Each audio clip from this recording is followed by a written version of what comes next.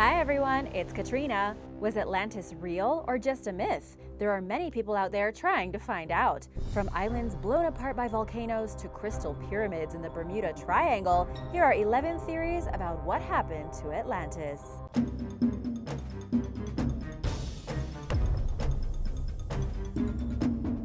Number 11. It's in Morocco. A German computer genius named Michael Hübner came up with a unique approach to finding Atlantis in 2008 when he gave a presentation at the Atlantis Conference in Athens. Others had taken an archaeological approach or used mysticism to locate Plato's fantasy island. Hübner, on the other hand, wanted to try a mathematical way of doing things. He used a system called hierarchical constraint satisfaction. What is that? I'm not an expert, but it's probably best to describe it as a very detailed method of tracing Atlantis using all of the information from Plato's texts. These details were then matched as closely as possible to real places, which produced some surprising results. Like many others, Hübner believed Atlantis was in the Atlantic region, but he theorized it was in Morocco, just south of Casablanca in North Africa. He worked this out by finding concentric circles of stone marked with red and black stripes. Sure enough, these are described by Plato in his dialogues. Hübner sadly died in 2013, but his theory was brought to a wider audience by writer Mark Adams, who released the book Meet Me in Atlantis in 2015. The Moroccan argument is a compelling one. Number 10. Atlantis is near Cyprus.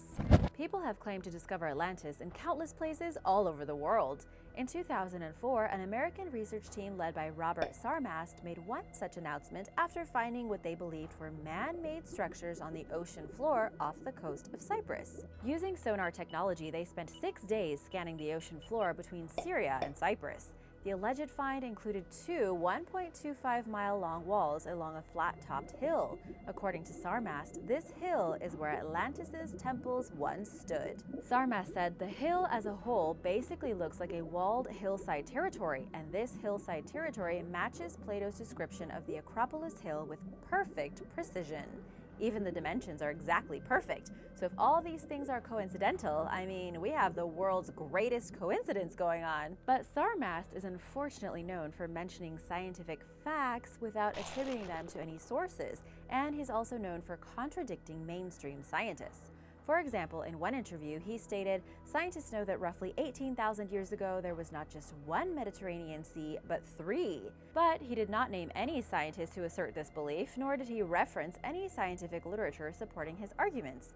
In fact, most experts who have studied the ocean floor where Sarmast made the alleged find outright disagree with his claims, instead arguing that the alleged ruins are natural formations. Sarmast's theory also suggests that the Mediterranean Sea has dried up and experienced subsequent catastrophic flooding 40 times or more in its long and turbulent existence, and that the age of each of these events is unknown. But it's been scientifically proven that the Mediterranean Sea last dried up between 5.59 and 5.33 million years ago during an event called the Messinian Salinity crisis. To add to these inconsistencies, the team's discovery is just one of many whose finders are absolutely convinced that they found Atlantis in places such as Cuba, England, Africa, Turkey, and more. Number 9. Atlantis is in Spain. 2,400 years ago, Plato described Atlantis as a powerful utopian society with advanced technology and a system of complex canals. The city was overtaken by corruption and greed and ultimately was punished by the gods and sunk into the sea. In November 2018, the UK-based company Merlin Burrows, which claims to specialize in locating lost and forgotten items and places, announced the discovery of what it believed was Atlantis in Spain's Doñana National Park. CEO Bruce Blackburn acknowledged that claiming to find Atlantis is a brave assertion, but he has also emphasized that he strongly believes the so-called lost city exists. The company used 2 of Plato's dialogues on Atlantis to identify the site, as well as a mysterious third text Blackburn will not disclose the name of. He says that he will not be sharing the text with the public at this time, but will submit it later on.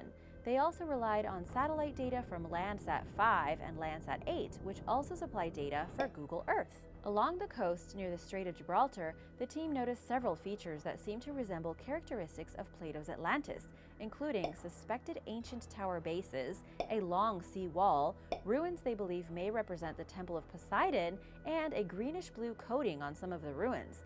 They also discovered seawall remains and evidence of tsunami damage, suggesting the reason behind the society's demise, if the site is, in fact, Atlantis. Merlin Burroughs and Ingenio Films created a documentary about the discovery called Atlantica. In the past, others have speculated that Atlantis is in southern Spain, including National Geographic in Atlantis Rising, an academic study that was published in 2004 in the journal Antiquity, and in a new study in 2018, the Journal of Archaeological Science researchers found that humans lived in the area about 5,000 years ago, and that the park was above sea level during certain periods. It's true that humans inhabited Doñana National Park at least 5,000 years ago, and perhaps longer, and Merlin Burroughs dated some artifacts from the site to between 10,000 and 12,000 years ago. If this is accurate, then the samples from the other study could be from pre-Holocene formations. They are expecting to make more documentaries and want to franchise the find. Other archaeologists are quite skeptical. The company hasn't revealed the methods used for dating the materials, and during that time, humans in the region were mostly hunter-gatherers, so it doesn't really go with the advanced, organized society Atlantis was said to be. Ken Fetter, professor of anthropology at Central Connecticut State University, has found 53 specific descriptions of what Atlantis looked like in Plato's dialogues. The city is believed to have bridges connecting rings of land as well as a central island surrounded by a stone wall on every side. The alleged ruins the Merlin Burroughs team discovered more likely belong to another ancient society. And now for number 8. But first, be sure to subscribe if you haven't already and let me know what you think happened to Atlantis in the comments below.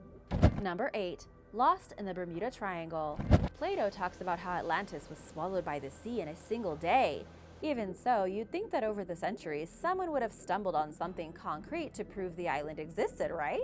Well, this kind of happened in the late 1960s.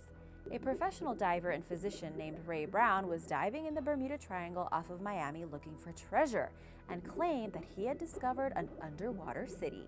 He said the buildings looked very advanced and that there was a giant pyramid with 2 metal hands holding a crystal ball, which he kept for himself. The general idea is that aliens were preparing us to be part of an advanced galactic community. Just FYI, you need the right crystals to communicate. As you know, the Bermuda Triangle is known for strange disappearances and mysterious cases of technology malfunctioning. French explorers later went to the area and also reported finding an enormous crystal pyramid in the seabed. The sonar readings said the pyramid was larger than the largest found in Egypt, with 2 holes at the top that sometimes open and suck in water, creating a vortex. This vortex was responsible for the dangerous conditions in the sea, creating rogue waves and thick mist. As you can imagine, it is hard to find credible sources for this story and whether or not this even happened. Why would the Atlanteans build a water-sucking pyramid? I'll leave it to you to work that one out. Number 7. The Cayce Prophecy. The Cayce Prophecy was proposed by American mysticist Edgar Cayce. He was well known for his psychic abilities and said that Atlantis is located in the Atlantic Ocean. In 1938, he predicted that in 1968 or 1969, parts of Atlantis would rise again off the east coast of North America. Cayce talked quite a lot about Atlantis over a 20-year span and made numerous claims about it, including that it was an ultra-advanced society that was far ahead of modern humans, and that its last remnants sunk into the Atlantic Ocean 10,000 years ago. He also believed that Atlantis was a series of islands that occupied a combined area as big as Eurasia. Before Atlantis disappeared, he said that there was a mass exodus of residents from the island who fled to Egypt, meaning some Atlanteans survived, if you believe Cayce's version of events. A diver discovered a submerged structure 18 feet underwater in the Bahamas in 1968, right during the year Cayce said near the island of Bimini. This limestone rock formation appears to be a road or part of some other man-made structure and is known as the Bimini Road or the Bimini Wall. Naturally, because of Cayce's premonition, some people believe that the Bimini Road either was part of Atlantis or led there. You've got to admit that's a pretty good call on Cayce's part, whether it is Atlantis or not. Number 6. Crete is Atlantis. The Greek island of Crete was the seat of the Minoan Empire, a sophisticated maritime society that rose to power around 2000 BC and dominated trade routes throughout the Mediterranean. It was the first European civilization to have a written language, running water, and paved roads. They were famous as an advanced society of artisans and skilled engineers for the time. From here is the legend of the Minotaur, the half-man, half-bull that lived in the labyrinth. Some researchers believe that the rise and somewhat sudden fall of the Minoan Empire inspired the story of Atlantis. The Minoan culture declined during the late 15th century BC, then fell entirely after a cataclysmic volcanic eruption occurred on Thera, an island 70 miles north of Crete, around 1600 BC. The eruption of Thera was one of the biggest eruptions in human history. It was not directly responsible for the Minoan Empire's collapse. Crete was largely unaffected by the debris, and the civilization survived for another 50 years. It's more likely that the eruption indirectly triggered the civilization's fall. It damaged and destroyed important trade route cities outside Crete, severely weakening the Minoan economy. Evidence also suggests that a tsunami slammed into Crete shortly after the eruption, battering coastal towns and finishing them off, leading to why the city was lost beneath the waves. By the time invaders from the Greek mainland reached Crete during the mid-15th century BC, the Minoans had probably become too disillusioned and fragmented to effectively fight back. Number 5. Santorini is Atlantis.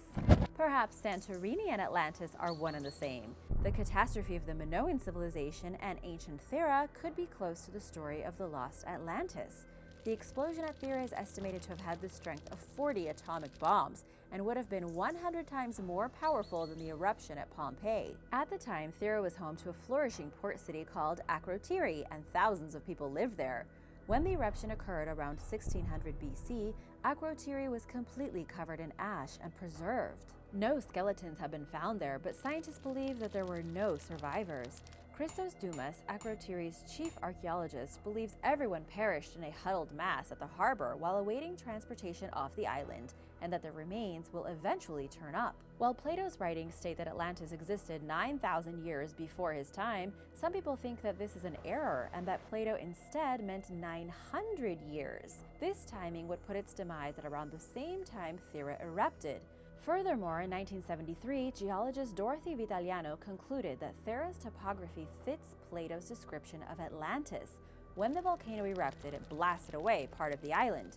If you reconstruct the island of Santorini, the complete version, before it was destroyed by the volcano, may have looked like the mythical place. While it's certainly true that Thera erupted and destroyed Akrotiri, nobody knows for sure what happened to its inhabitants, and there is no definitive proof that this was Atlantis. Number 4. Atlantis was a continent. It wasn't really until 1882 when writer Ignatius Donnelly released his book Atlantis, the Antediluvian World, that Atlantis became a mainstream place. In it, he argued that many of the ancient world's accomplishments, including language and agriculture, were passed down from an earlier, more advanced society. Donnelly believed that prehistoric people lacked the sophistication necessary for developing such skills. He theorized that this alleged civilization lived on a continent in the Atlantic Ocean, near the Pillars of Hercules rocks that mark the Strait of Gibraltar's entrance. This continent, Donnelly believed, was flooded by shifting waters and subsequently sank into the ocean, in the same exact place as Atlantis supposedly disappeared from, suggesting that it served as the inspiration for Plato's writings. While some people remain dedicated to the idea that Atlantis sank, science has largely proven otherwise. Coastlines and islands can sink, but continents do not. Donnelly's theory emerged at a time when experts knew a lot less about geology and oceanography than they do now, and while much of the world's oceans remain barely explored, a continent lying at the bottom of the Atlantic would fly in the face of all the established knowledge about these topics. Number 3. Antarctica is Atlantis. Some conspiracy theorists and researchers believe Antarctica was once home to a sophisticated, thriving society and is the true Atlantis. This theory is based on author Charles Hapgood's belief that Antarctica was once much further north and therefore warmer and more hospitable to life. Hapgood, who wrote the 1958 book Earth's Shifting Crust, argued that the Earth's shifting crust suddenly forced Antarctica much further south around 12,000 years ago. As a result of the dramatic drop in temperatures, the continent's inhabitants, the Atlanteans, perished and were buried under thick layers of ice. This is a less popular theory as it was disproved when scientists began to learn more about how plate tectonics work. But as always, there are some die-hard adherents to the idea that the ruins of a prehistoric city lie below the Antarctic ice. Dedicated believers often cite the bizarre 1513 Piri Reis map, which seems to depict Antarctica's coast centuries before it was discovered, as evidence that it was once inhabited. Many people also see what they believe are traces of an ancient city in things like NASA photographs, Google Earth images, and mysterious video footage left behind by a TV crew that has supposedly been missing since 2002. There are even claims that the government is going out of its way to conceal a massive archaeological dig taking place in Antarctica. What do you think about this theory? Is it far-fetched or perhaps for real? Let me know in the comments below. Number 2. The Black Sea. There are a few different versions of this theory, including one that presumes that the story of Atlantis is a fictional retelling of the Black Sea flood, an actual event that occurred around 5600 BC. Until then, the Black Sea was a freshwater lake half its current size. Then, the land joining Europe and Asia separated, with the resulting saltwater flow flooding a freshwater lake, turning it into the Black Sea in what's come to be called Noah's Flood. This flooding forced Neolithic or Chalcolithic people to flee coastal settlements as hundreds of feet of seawater inundated their villages over the course of about a year. People undoubtedly told stories about the event, perhaps paving the way for Plato's fictional story thousands of years later. On the other hand, some people believe that Atlantis was a real place in what is now the Northwest Black Sea, and that it was submerged during the flood. This theory holds that Atlantis, which is sometimes referred to as Civilization X, was the center of early Neolithic cultures. During the flood, the society was drowned, taking their culture with them to the murky depths of the newly formed water body. Adherents to this theory believe that this lost culture represents the one Plato discusses in his writings about Atlantis. Number 1. Atlantis never existed. It's sad but true. The academic community's most favored theory revolving around Atlantis is that it never existed, and that Plato's literature about it was purely fictional. Most historians and scientists believe that Plato created the story of Atlantis as a depiction of what, in his mind, was an ideal society. Simply put, he made it up. The demise of Atlantis is thought to be a cautionary tale about the potentially ill effects of things like corruption and greed, particularly the punishment for these traits by the gods. Plato's dialogues constitute the only written records of Atlantis, despite there being no shortage of ancient Greek texts. There's no known evidence of it, period, even though oceanography and ocean floor mapping have advanced greatly in the last decade or so.